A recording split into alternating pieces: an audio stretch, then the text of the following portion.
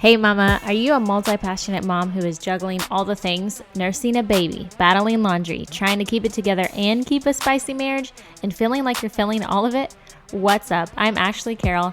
I'm here to hold your hand through this process because I believe when you're ready to take control of your life, beat the limiting excuses, step into your own power, you can not only survive, but you can thrive. But you're gonna have to show up for yourself. It's time for me to tough love your way through prioritization, taking self-care seriously, getting rid of excuses, reconnecting with your family, kids, and spouse, and quite honestly, learning to love the chaos because the glory is in the journey. It's in the mess. In this podcast, you will find balance for busy mamas, navigating mom guilt, time management strategies, and everything in between with no fluff and lots of fun. Let's go. Hey guys, welcome to the first ever episode of the So She Grows podcast. Julie is the first guest, the first episode. I'm super pumped to have you on. I think this is going to be an amazing first episode for the podcast. Thanks, Julie, for being on. Nice to be here, Ashley. So Julie and her husband, David Bullitt, you guys wrote a book, and you guys have also you've been in the world for a while, spreading your news, spreading your message about, relationships, marriage, communication. You guys, if you've looked at their website, read their book, 5 Core Conversations for Couples, they have some really good stuff. You definitely need to check it out. But I'm really excited. That's why I'm really excited to have you here, because with So She Grows, as I was telling you a second ago, we're transitioning from just like, okay, getting the resources for the moms that are listening, the women that are listening, and really giving them something to cut the excuses, really make a change for their life to live it better, whether it be in their marriage, their motherhood, what have you. And so I really think that's what you guys do. And you guys have a unique dynamic. So if you could real quickly give us the spill about you and your husband and kind of a little background, if you will. Sure. So my husband and I have been married for 33, almost 34 years. So we've been around a while. As you said, we've sort of lived a lot of different chapters together. I'm a family therapist, licensed clinical social worker, and I've been doing that for over 30 years. My husband is a divorce attorney. Mm-hmm. So it's an interesting dynamic because people come to me to try to work on their relationships, and when they don't work, they go to him. Right. And that's who he sees in his office. Not necessarily the same ones, because it would be a conflict of interest for my clients to then go to my husband. Right. It's not like a factory where you come to me and then if it doesn't work out, you just go the other way. Yeah. Yeah. So it's not as direct as that, but there's actually a line in the book that came from a trainer that we work out with, and she was talking to somebody, and we're having a discussion about a relationship, and she said, "Listen to Julie, so you don't need David." Yeah. And so that sort of stuck with us, and was kind of a cute way of putting it. Anyhow, we've had conversations over the years, personally about what's going on in our office, and then also about, at home, like what we go through as a couple. And we see a lot of the same difficulties as a divorce attorney and a therapist, some of the same issues. Yeah. So, people are fighting about kids, they're fighting about sex, they're fighting about, patterns of communication and finances. And so we kind of see some of the same things. So when we started to figure that out, we thought, well, maybe this would be an interesting book. And my husband had written 2 books before, so he kind of put his work on hold, and we started to write this book together. And it was really a lot of fun, and we enjoyed it. The process was interesting because I'm a terrible writer. And I can talk really well, and I'm a people person, but my spelling's terrible. My grammar's even worse. And I can totally relate. I have probably undiagnosed ADHD and reading disabilities. So school was always a little bit of a challenge for me, but I did make it through. So I have great ideas. I would write them down and we would write conversations, and I would like send it to David, and he would have to make it like beautiful and presentable into the book. So the writing was sort of a collaboration of our best, features together. So that's a little bit about who we are. We have 4 daughters.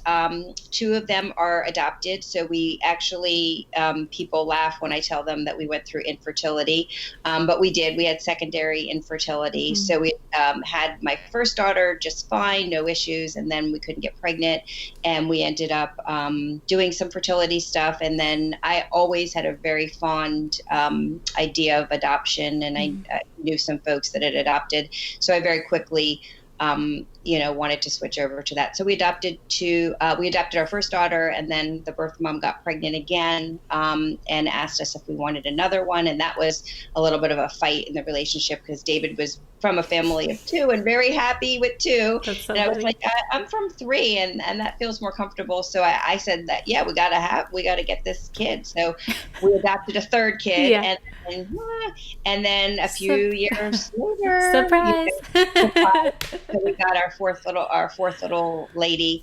So that's how our family came together. And as I said before, this book is about professionally what we've seen, but it has a lot of real personal stories and personal moments. And what we've heard from people is that that's the part they like, and that's the part that they can relate to, sort of knowing that other people are going through, challenges, hearing about how they dealt with them. Yeah.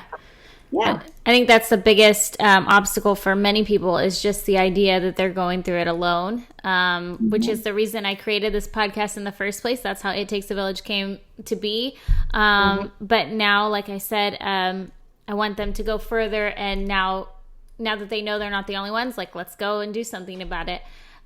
You mentioned earlier that there's kind of like a theme or some commonalities that you and David saw like coming in as far as marriage and relationships. So I was curious, what is the most common excuse that you see from couples that are barriers for their marriage, and it's keeping their marriage from being exceptional?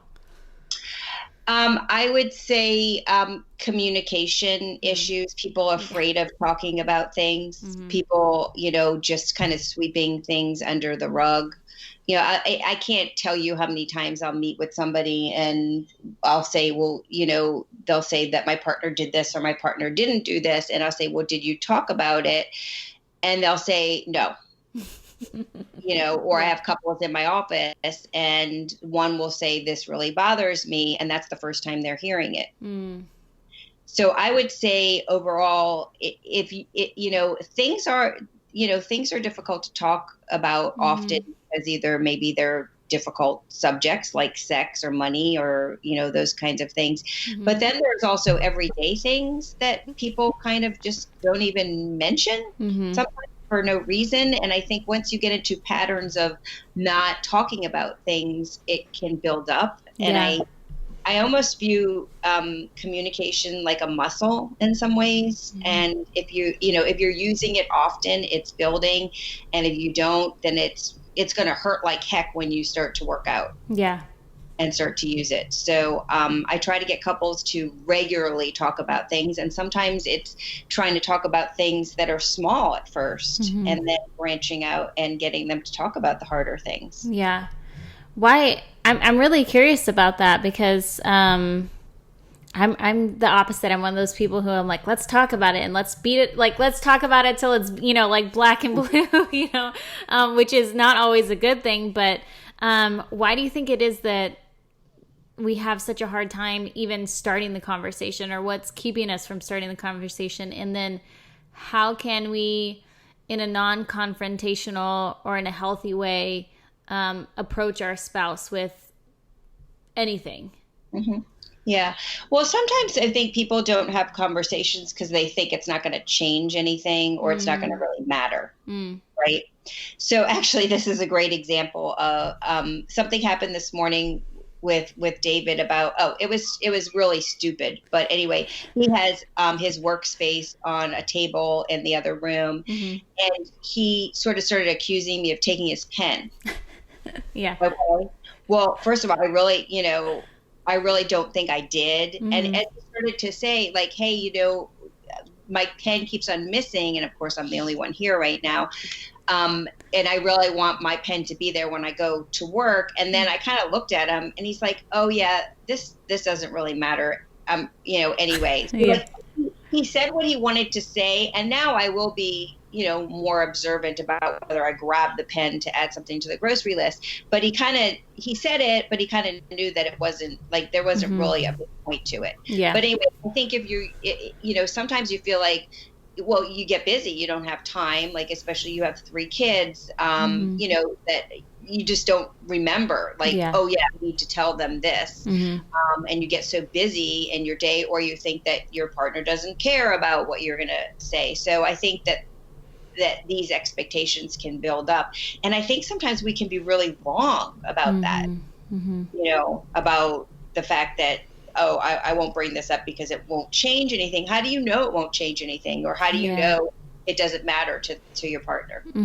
Yeah, that's an interesting point, because I think I don't know where I picked it up at, but this past year is when you assume something, you're making the decision for that person without giving them the opportunity to respond, or even if it's the way that you thought it was going to be, by you making that assumption of, like, they're not going to care, they're going to react this way, you've already taken away their opportunity to even try to respond in a different way. And so that has helped me a lot in a lot of different situations, to even just put it out there, even if I think it's going to go the way that I thought it was going to go. Yeah, exactly. And that there's a piece of work that I do with people about intentions, and how we sometimes prejudge what we think people's intentions were. So I like to always ask people to assume the best. If there's something that happened, we go straight to they did it on purpose, or they did it to get my goat, or they did it, whatever. And it may have been actually a real accident, or something really might have happened that they didn't know that they did something. So not to assume that people are doing things a certain way. And I think that can be very helpful, like, assume positive intention instead of assuming a negative intention. Yeah. And I think that's helpful in relationships, not just with your partner, but really everywhere. For the women that are listening, they feel like they have tried, and they've showed up, and they've tried to have the conversations, and they're having the same conversation over and over again, and that they're not getting heard, and they feel like they're stuck, what could you say to those women?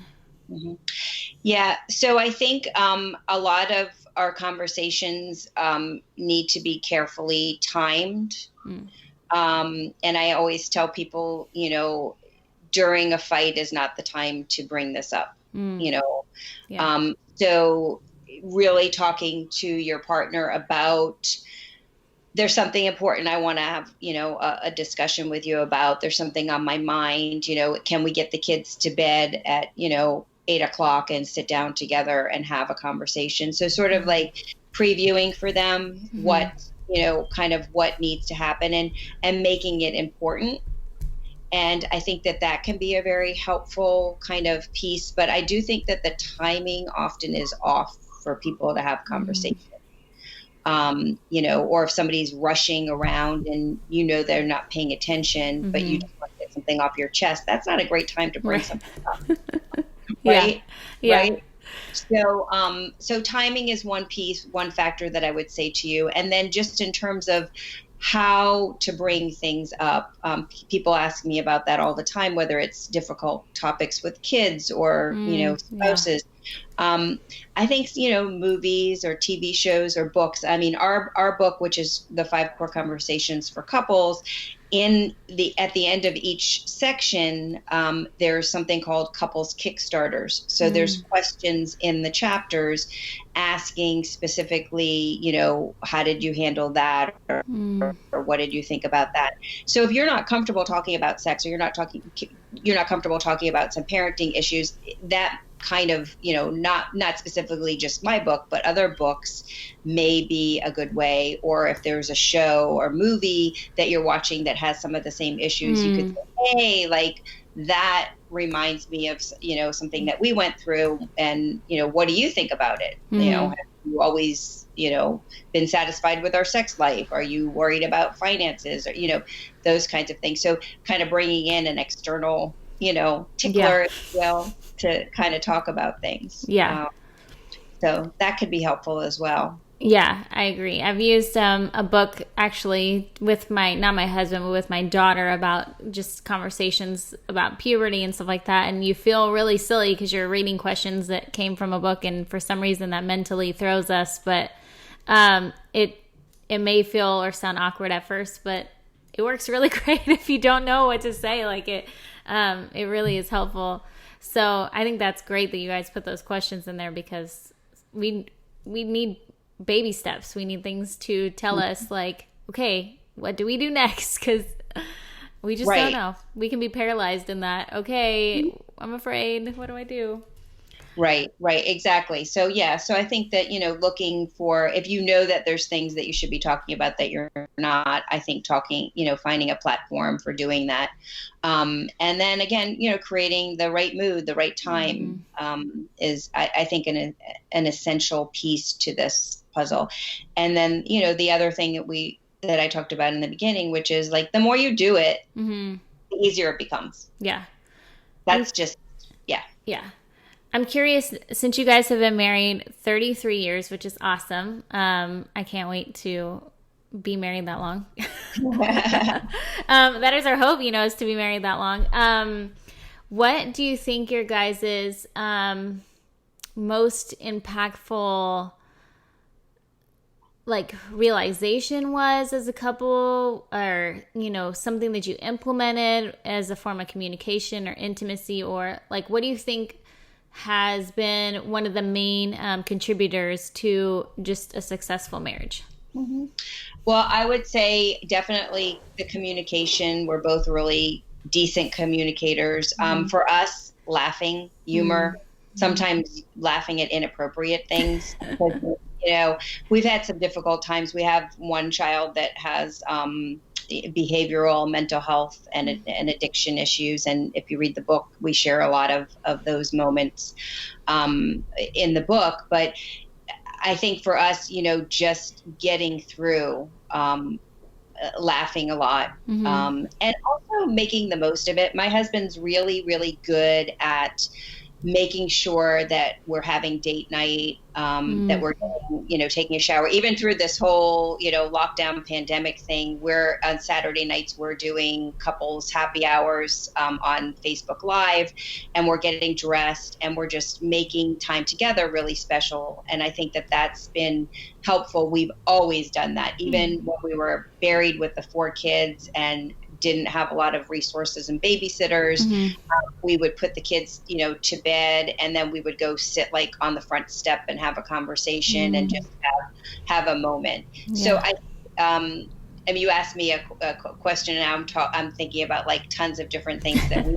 No, this is all good. Yeah. Tell us all the things. Date night, making sure you have date night, even during this, lockdown sort of pandemic situation. I've encouraged couples so much to take a shower, get the kids, situated with a movie or to bed, and, do something, play some cards, or have a glass of wine or a cup of coffee in the morning, get up before the kids do.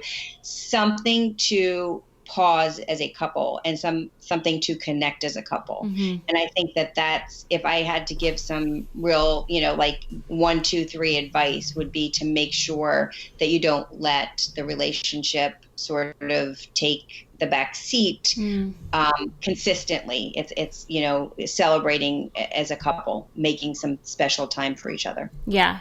I'm definitely in, I think, with my kids and the age that we're at, I think that's super important probably right now, because it's, whether we like it or not, especially because they're so dependent on us right now at this age, littles, our life kind of revolves around them and our focus is about them. And it can be really hard. I've heard from a lot of women that listen to the podcast that say like, yeah, I hear you saying date night is important, but how do I do that? How do we have the time for that? And so. Well, I guess we should change it from date night, because you may not have a whole night, to like, sometimes it would be date 15 minutes. Yeah, that's true. Yeah, that's good. Lower your expectation, but just meet together as a couple somehow, some way. And especially right now, it's tough. I mean, things aren't open. Yeah. A lot of people are staying at home 24/7, and it's hard to create a date, a date time. Yeah. But you just have to be creative. Yeah. That could probably be a whole nother episode. Just as you said, everybody's stuck at home together. I'm like, there are probably a lot of people that could use your services right now as a result from being stuck at home together. Yes. We've done some talks on, the quarantining kind of stuff together. And, people ask us all the time, do you think that there's going to be babies or divorces? And I think we're going to see both. I think we're seeing couples flourish together and really pull together and do well during this time. And then there's other couples that are just going to be like, done, over, I can't take another minute, and all of my, energy is sucked from the relationship. Yeah. So I think we're going to see both. That's unfortunate. I wanted to ask, that brings me to one of the questions that I thought of when I first saw that you were a family therapist and that David was a divorce lawyer. Does that dynamic ever affect like how you guys have conversations about certain situations, since he sees so much of one side and, typically you're trying to help heal the situation and he's already at the point, to where it's too far too late? How does that?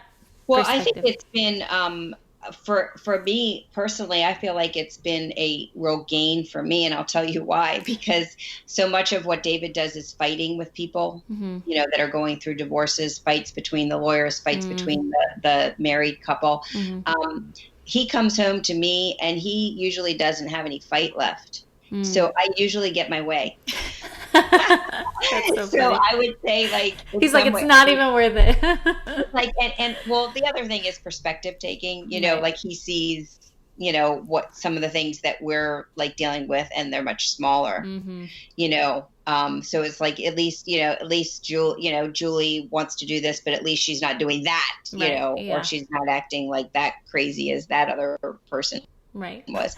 So, yeah. So, I mean, I think that is one, sort of interesting dynamic. Sometimes I think David wants me not to talk, you were saying like you sometimes beat things to, talk too much about things. And I think he would say, like sometimes like, don't analyze that situation. It is what it is, or, that kind of thing. So I think that our two perspectives sometimes, clash, in some ways, but I think for the most part we think alike and work together really well.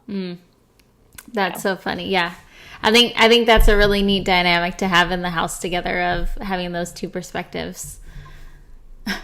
Yeah. No, I think it is too. And it's, it's interesting because sometimes David will think somebody is just being a jerk, or worse word than that. And I'll say, well, could it be that they're really shy, or they have anxiety, and that they didn't say hi to you because of this? And he'll be like, I guess, so I can't, what I'm saying? Like I do try to see, what's kind of underneath. And I think David kind of takes, the surface of how someone presents. And that's, I think it's helpful to see, both ways. I say, yeah, I guess he could just be a jerk. Yeah. That's funny. Yeah. So with this quarantine, and I'm now that's on my mind that we mentioned that, I don't know. I feel like, especially if you're stuck in the house with somebody who you've had a lack of communication with for so long, that can be so difficult to handle. how would you encourage or, man, I don't even know what kind of help that those relationships would need, or what kind of encouragement or words that they would need to hear right now. I don't know. Do you have any advice for recouping from having to be Yeah. stuck in the house with people? I think that our patience needs to be really a lot. I think you need to be patient with your spouse. I think this is a hard time for everybody. People are stressed out, whether it's finances or just worried about, what the future looks like, or maybe their parents or someone they know, they're worried about their health. So I think this situation calls for patience and flexibility. Yeah. I would say those two things are really important right now. Yeah. At what point do you think that you would say, we need to stop trying to handle it in-house and go reach out to you or a local family therapist? Yeah, and that's a question I get a lot too, is, how do you know when? And, so I say that the path is different for everyone in everybody's relationship. I mean, some people are just more open to talking to people, and then there's other people that are like anti-therapy and counseling and will never go. So it's kind of like a hurdle. It's like how many, each couple's going to be different. Unfortunately, some couples don't seek, counseling or therapy until there's a real crisis in the relationship.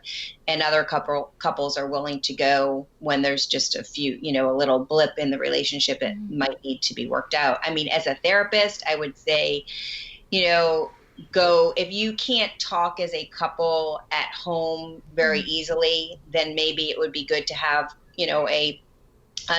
another person to help you start conversations. If you're a couple that is good at talking about, things that come up, then you probably don't really need to go talk to somebody. Okay. Yeah. So it's kind of different for everybody. Yeah. Everybody's path is different.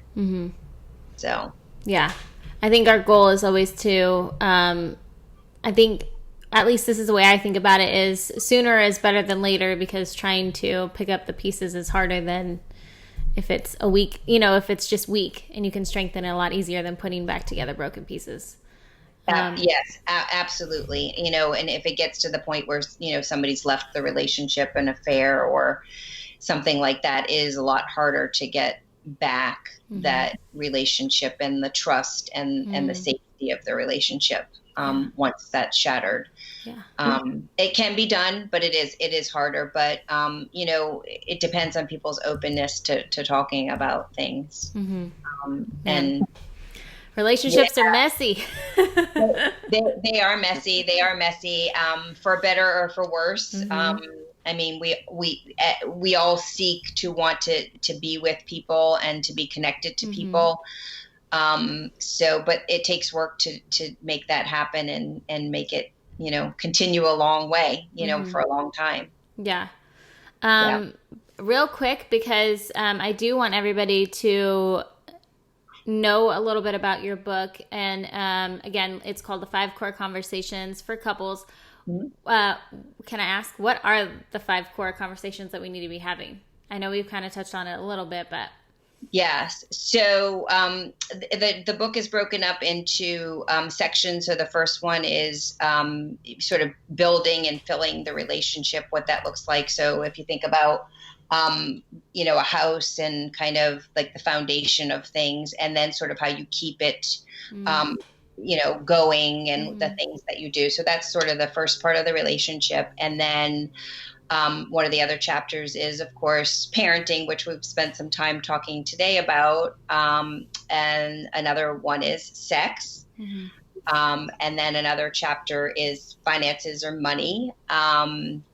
And then the last chapter is broken up into sections about self-care and couple care, sort of like how to take care of yourself, but also, and have time, time away and time to, be with girlfriends or guy friends. And, that's something that's been important for David and I. And I think that's another key piece, is that we both made time to have outside interests and outside friends, Yeah. and that kept us healthy.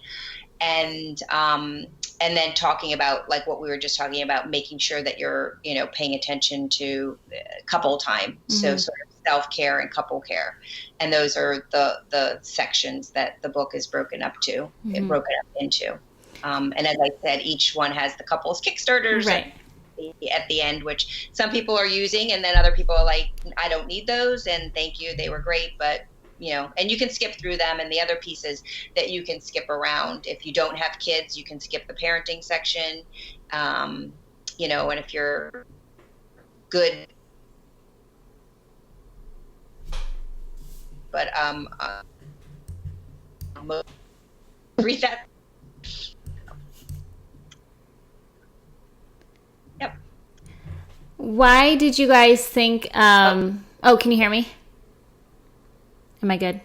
Yeah. Okay. For a second, I couldn't hear you. Okay. Why did you guys feel like those 5 topics would be like the most important that we needed to focus on as couples? Yeah.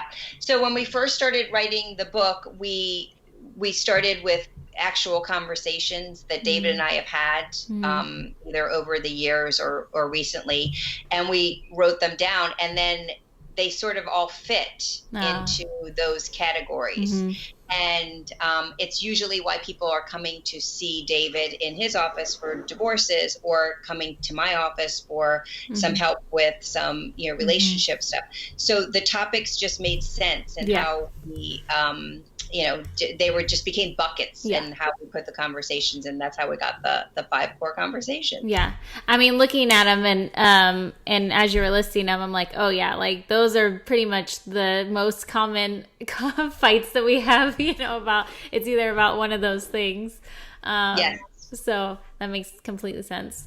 Yes, absolutely. Yeah. So we're excited about the book, and as I said, people that have read it really like the part of that we have the professional piece, but we also share a lot of our own, trials and tribulations along the way of 33 years of being married. Yeah. Yeah. So. I'm only 8 years in, so I salute you. Listen, 8's a good chunk. Eight, there's nothing wrong with 8 years. Like, they say there's the 7-year itch, and you made it through that. Yes. So that's awesome. Yeah. That is exactly what we said in this last anniversary. We were like, hey, we made it past 7, so let's keep on going. But it's great. It's great. Well, Julie, thank you so much for taking your time to be on. I'm really excited to share this information with everybody, and for everybody to connect with you. Where can they find you and find the book and get all your resources? Yes. So we have a website. It's www.thebullets, bullets.com, and we have all of our information on there. We're also on social media, Instagram, The Bullets, and we're Facebook, The Bullets, and Twitter, and so we're kind of everywhere. The book can be found on Amazon and other Barnes and Nobles, and I think that most, a lot of bookstores, local bookstores, if you're in a place that has bookstores that are open right now, a lot of bookstores are carrying it. And so you can pretty much find it anywhere. And we're, super excited to share the book. We love questions, so reach out, through the website or on Facebook, Instagram, if you have any questions or comments. We love reviews. If you read the book, please put up a review. That's what drives people to see the book. So that's a little bit about us. Awesome. So, where you can find us. Anywhere. Everywhere, all the places. Everywhere. Yeah. All right. Well, thank you so much, Julie. I appreciate your time. And my pleasure, Ashley. Thank you so much. And good luck getting through everything and, and being a mama to those 3 kids. Good for you. Yes. Thank you so much, Julie. You're welcome. Hey guys, hope you enjoyed that episode. I so loved the perspective that these two have, Julie and David, because they are both in the mess. One on the perspective of those who want to fix it before it is completely demolished, right? And then David, who is at the forefront of it's too late. Like, these are couples that are too far, too gone, waited too long to do something about it. And so it was really interesting to hear her perspective and her insight. And so I encourage you to check out their book, The 5 Core Conversations You Need to Be Having. And you can find them on Amazon. Again, she mentioned the book in the podcast episode. But also, if you found this episode helpful in any way, please share it. Because even if there's just one nugget in this whole episode, it could possibly save a marriage. And that is awesome, right? Or it can benefit your mom friends in any way. Share it. Send them the link to this episode, snap a photo of it when you're listening to it, post it up on IG, hashtag So She Grows podcast, or tag me at the Ash Carroll. You guys, I love to see what you're listening to, what you found helpful.